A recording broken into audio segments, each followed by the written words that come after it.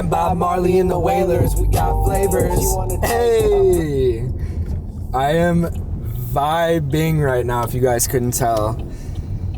I'm in a new vehicle. I'm currently pushing the 2023 Buick Encore GX. The reason for that is pretty simple. I was literally rear-ended in the ass by a cowboy in Arizona. The whole back end of my Kia needs to be replaced. The boys back in the shop are telling me it's going to be about 10 days. So here I am. This is my new home for the next 2 weeks. For the first time in my life, I can say I am properly homeless at the age of 28. Which that in and of itself is kind of a weird thing to say. I never would have expected this for my life, but life's gonna do what it wants to do, man. And that's a perfect segue into what I want to talk about today. I'm gonna begin with a story that my parents have told me for years that I think is kind of funny, but very useful. So my aunt has a dog, and one day that dog decided it was gonna try and eat a whole leather glove. And it worked. The dog was able to eat the entire leather glove, and for the next week was not able to move, eat, or experience life whatsoever. So they were obviously really worried about this dog. All jokes aside, the situation was super serious. They brought the dog to the vet. They did a scan on it and realized there's nothing we can do. This leather glove is too far down the system. The best thing to do now is just let time pass. Let this dog do what it's got to do with this glove. So the dog's there, sick. The dog is down bad. But eventually, one day, this dog gives birth to a leather glove that was in, I'm told, pristine condition. And from that moment on, my parents have always told me about this story because it's a perfect example of life. Sometimes you just have to let the glove pass.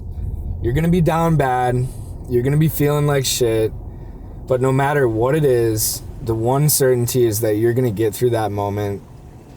Sometimes you might come out better, sometimes you might come out worse, but no matter what, the moment's gonna come and pass.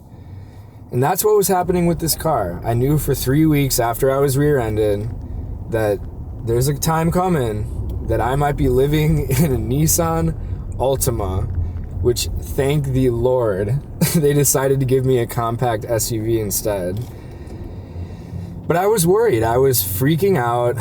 I didn't know what I was gonna do. Am I gonna have to call my friends and have them hold all my stuff? Should I get a storage unit? I didn't know how this was all gonna go. This is my first time ever in this situation.